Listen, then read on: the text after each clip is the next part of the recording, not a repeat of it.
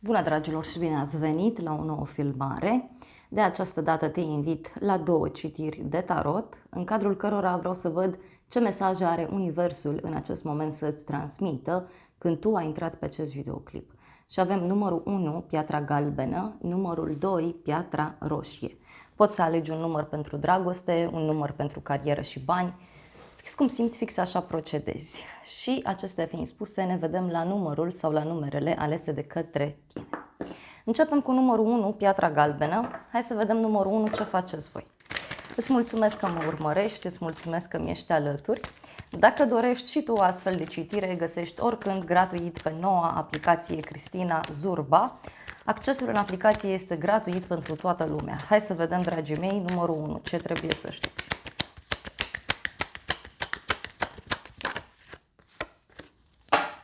Bun, a început citirea. Văd aici o problemă a unei persoane. Este o problemă legată de o casă, de o instituție. Poate să fie și un moment în care primești niște vești bune, dar e ca și cum ești obosit, ești supărat, ești retras. Pentru tine avem o bucurie mică, o bucurie pentru sufletelul tău. Poate să fie și ceva legat de un copil. Dar vreau să văd ce te bucură aici. Și te bucuri efectiv ca un copil, în legătură cu un noroc pe care îl ai.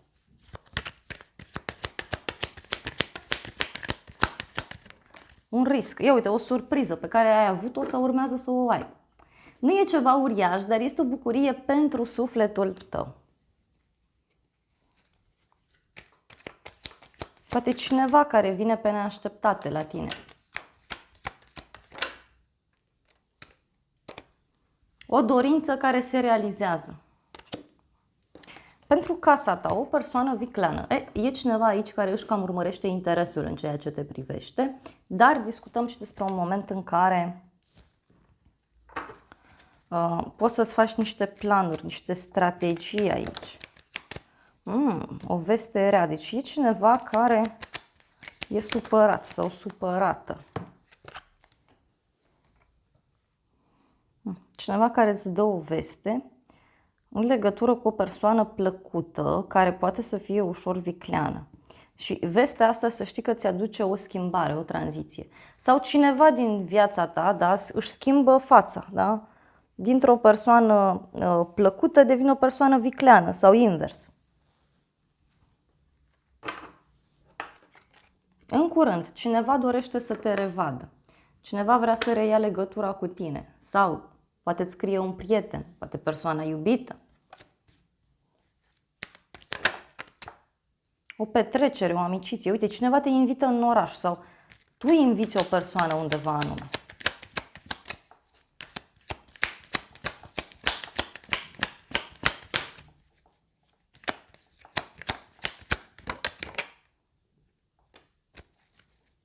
O casă străină. Cineva te invită undeva sau îți vin niște persoane în casă, ai o petrecere, o întâlnire, celebrezi ceva. Ui, și uite, are legătură cu un verdict sau o hotărâre.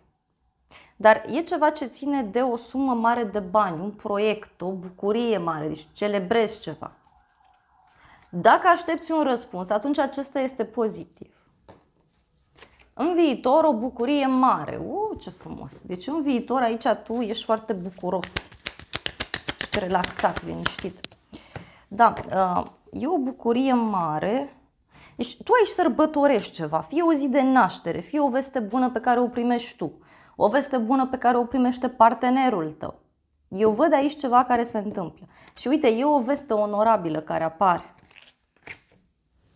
Ce nu știi tu? O zi plăcută. Da, tu nu știi că aici se pare că lucrurile sunt mult mai bune față de cum te-ai fi așteptat tu. E o persoană onorată, o persoană... O veste bună pe care cineva vrea să ți-o ofere. Încă nu știi despre vestea asta bună, dar...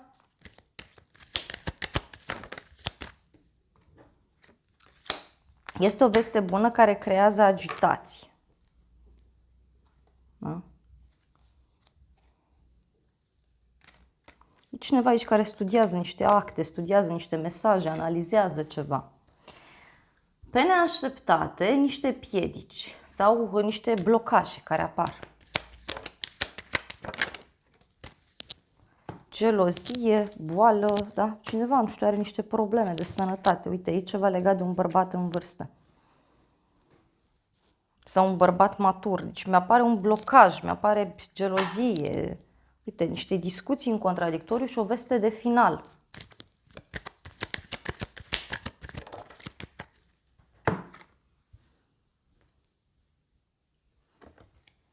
Totuși, tu ești lăudat, ești onorat, ești bine din situația asta. Ce o să te mire, bani puțin și supărare. Adică un moment în care te simți așa, poate puțin singur, poate sunt niște probleme materiale.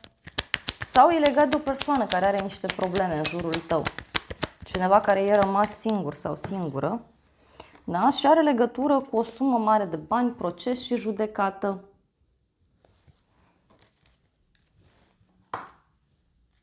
Și cu faptul că cineva te dorește.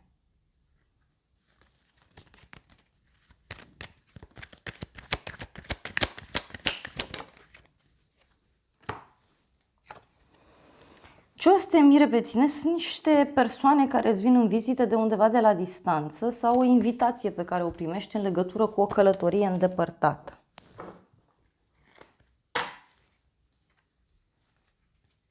Hai să vedem tarotul ce zice. În primul rând, ce nu știi tu aici cu vestea asta? E ceva legat de o regină de cupe, un rege de spade. O discuție aici între un bărbat și o femeie, o discuție sinceră, asumată, liniștită. Poate este o strategie pe care cineva o face. Și o hotărâre care s-a luat în favoarea ta, doar că încă nu știi. Să vedem pe neașteptate, ce e cu blocajul ăsta, ce e cu chestia asta.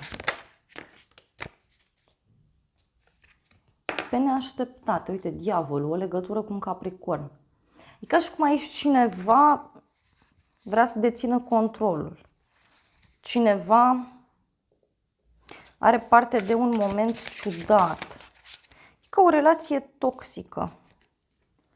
Cavalerul de bâte, 10 de monede. E ca și cum cineva vine cu rapiditate către tine sau cineva pleacă de la tine și se duce altundeva. Ce o să te mire? O bucurie, o petrecere, o realizare.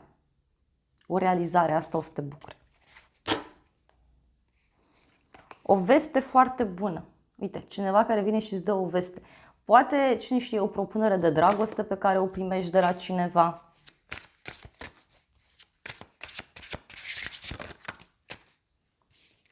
Temperanța, o legătură cu zodia Săgetător.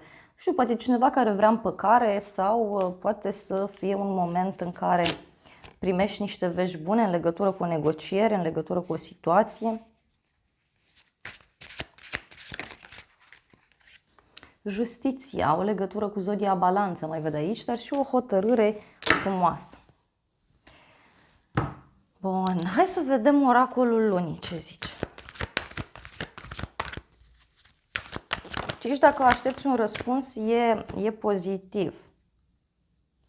Uite, e aproape finalul unui ciclu. Este un timp de a da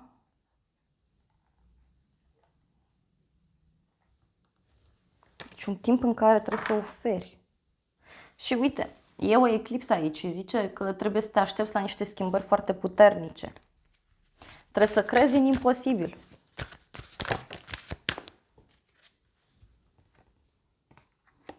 Este timpul să acționezi. În legătură cu ce? Nu știu. Trebuie să acționezi aici. Hai să vedem îngerii. Îngerii zic că trebuie să fii atent la niște steaguri roșii. Adică dacă vezi că ceva nu-ți miroase bine, poate e ok să fii mai atent. Da? Și e bine să aștepți. Să stai, să aștepți, da? Și să te bucuri, da, de momentul prezent. Pentru că văd aici că lucrurile totuși se vor desfășura foarte frumos. Și văd aici o nouă iubire care apare. O nouă persoană, poate un nou început. Dragii mei, acestea au fost previziunile pentru numărul 1. Eu vă mulțumesc pentru atenție, vă îmbrățișez cu drag, vă mulțumesc că mi-ați stat alături până la final și nu uitați că dacă doriți o analiză pentru sufletelul vostru, găsiți oricând pe noua aplicație Cristina Zurba, disponibilă pe Android, cred că și pe iPhone, depinde când vedeți filmarea, am înțeles că a fost aprobată, deci urmează să o găsiți și acolo, tot cu acest nume, e gratuită, nu trebuie să vă faceți cont, e absolut superbă, vă îmbrățișez cu drag, vă mulțumesc că m-ați urmărit, vă doresc o zi cât mai frumoasă sau o seară cât mai frumoasă și să ne revedem cu bine și data viitoare. Bine ați revenit, dragii mei, cei de la numărul 2, cei care ați ales piatra roșie. Hai să vedem așadar ce mesaje are numărul 2. Îți mulțumesc că mă urmărești, îți mulțumesc că mi ești alături. Dacă dorești și tu o citire pentru sufletul tău, găsești oricând pe noua aplicație Cristina Zurba. Îți mulțumesc că mă urmărești, îți mulțumesc că mi ești alături. Hai să vedem numărul 2, ce trebuie tu să știi.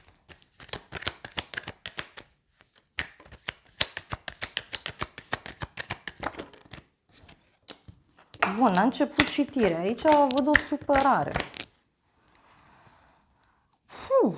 Cineva vrea să te revadă ca să-ți dea o veste. Sau să ia o hotărâre. Atenție puțin aici la o persoană care nu e tocmai sinceră. Da? Fie cineva care îți intră în casă, fie cineva care îți spune una și face alta.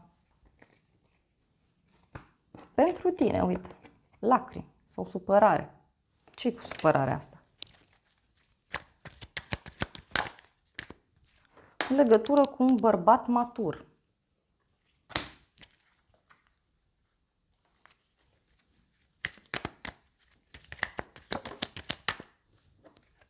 Și cu o hotărâre pe care persoana asta o ia.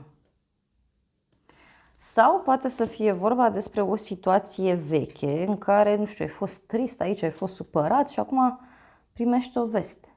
Da? Dar că vestea asta apare atunci când te aștepți mai puțin.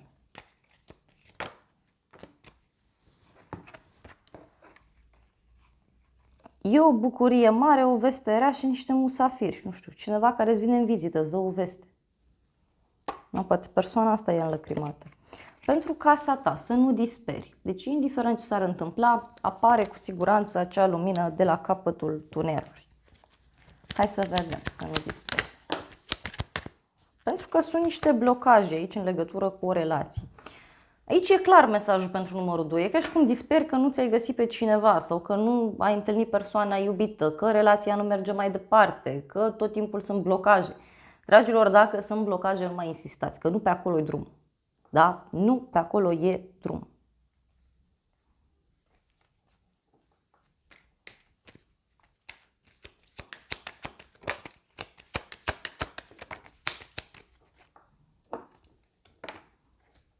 Uite, văd gelozie aici.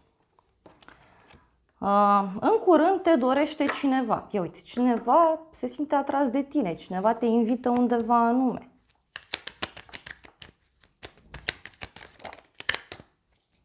Cineva te dorește, dar e și cu ceartă, e și cu discuții în contradictoriu.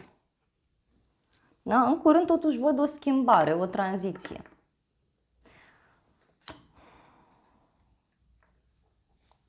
Cineva care își schimbă planurile. Se finalizează ceva. Văd o sumă de bani sau un loc scump, un proiect mare, o casă. Și în legătură cu chestia asta tu primești niște vești bune. În viitor, dragoste sinceră. Hopa, deci e cu dragoste numărul 2. Adică degeaba disperi aici că lucrurile se rezolvă. Ia să vedem și cu dragostea asta sinceră. O femeie matură. Poate este cineva din familia ta, poate este o persoană care ține sincer la tine. Și e un noroc foarte, foarte mare pe care îl ai.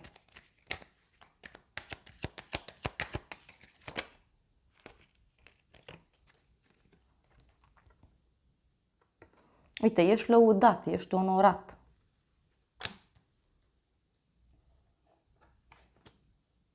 În viitor. Deci cineva îți dă o veste foarte bună. Foarte bună. Deci ai un noroc extraordinar de mare aici. Ce nu știi tu? O scrisoare. Deci tu nu știi ceva în legătură cu o scrisoare, un e-mail, un mesaj.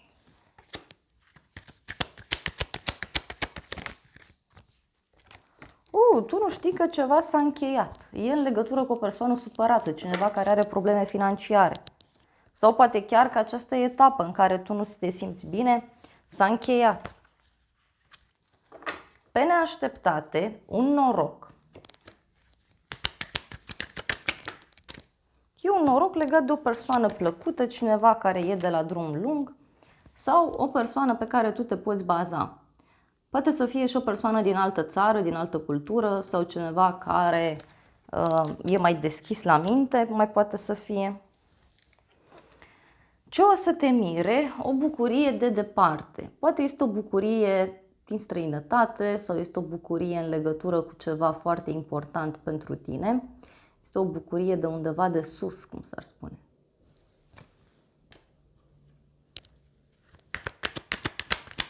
Ce o să te mire, da? Bucuria asta. Că cineva dorește să te revadă, cineva vrea să reia legătura cu tine.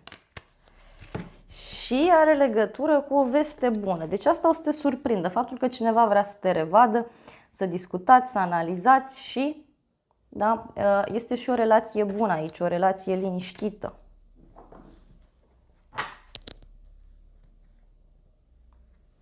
Parcă petreci ceva în legătură cu un câștig, în legătură cu un proiect, ceva important. Hai să vedem despre ce e vorba, da? Ce nu știi tu aici? Despre ce este?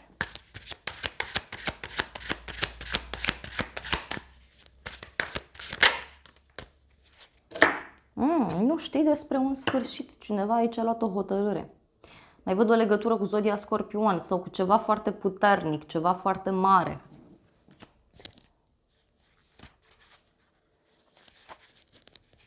E cineva care investigează aici o situație în secret.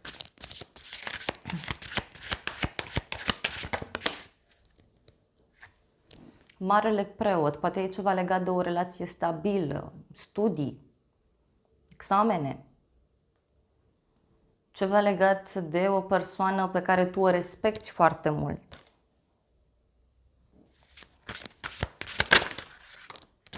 Și un verdict. Ia uite.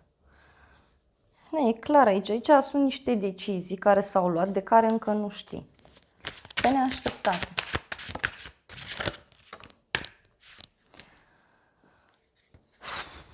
Pe neașteptate aici, parcă e un moment în care poate ești trist sau nu știu, stai așa singur, te uiți în depărtare și vine cineva și te bine dispune, vine cineva și îți dă o veste. Poate afli de cineva că e mincinos sau cineva care a făcut ceva anume.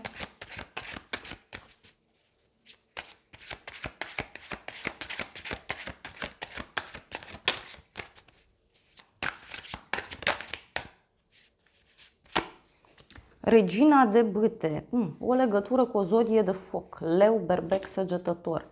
Poate este cineva care îți ridică moralul, cineva care te ajută, te sprijină.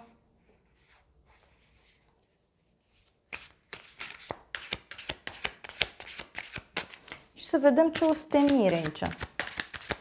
Ce are legătură? O să te mire o bucurie mare, că nu știam cu ce are legătură, cu justiția, poate o legătură cu zodia balanță sau o decizie legată de acte, un contract, o decizie pe care cineva o ia.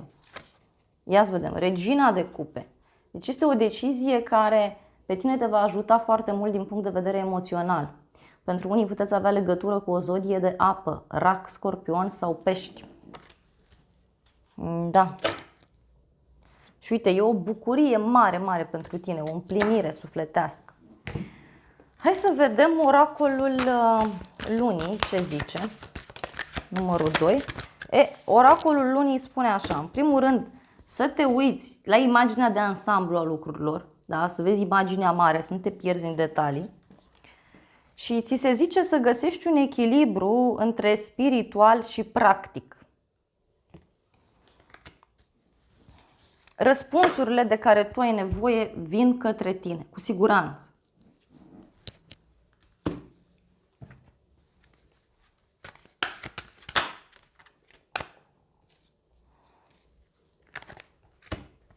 Că iubirea adevărată vine atunci când te aștepți mai puțin.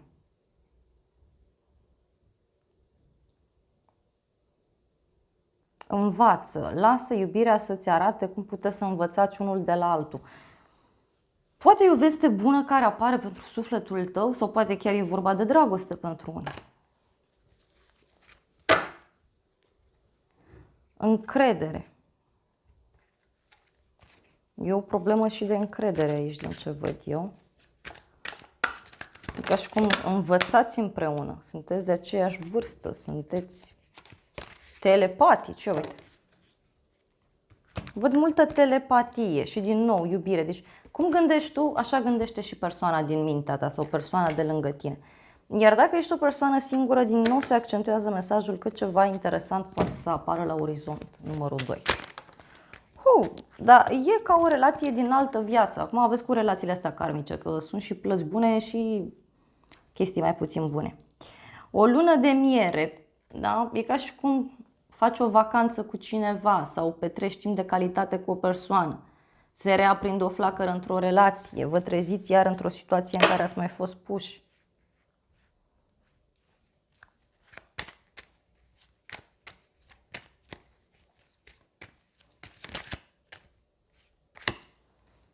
Bani și carieră. Banii sunt un factor care afectează viața ta amoroasă acum. Să zic că partenerul tău are mai mult de muncă sau are probleme profesionale și clar că relația nu mai e la fel. Sau poate sunteți colegi de muncă, poate aveți ceva în comun, știu eu, dar mie mi-apare clar aici o împăcare. Cumva trecutul bate la ușă și aici trebuie să fii atent. Dragii mei, acestea au fost previziunile pentru numărul 2. Eu vă mulțumesc pentru atenție, vă îmbrățișez cu drag, vă mulțumesc că mi-ați stat alături până la final și nu uitați că dacă doriți o analiză pentru sufletul vostru, găsiți oricând pe noua aplicație Cristina Zurba. Te îmbrățișez cu drag, îți mulțumesc că mi-ai stat alături și să ne revedem cu bine și data viitoare.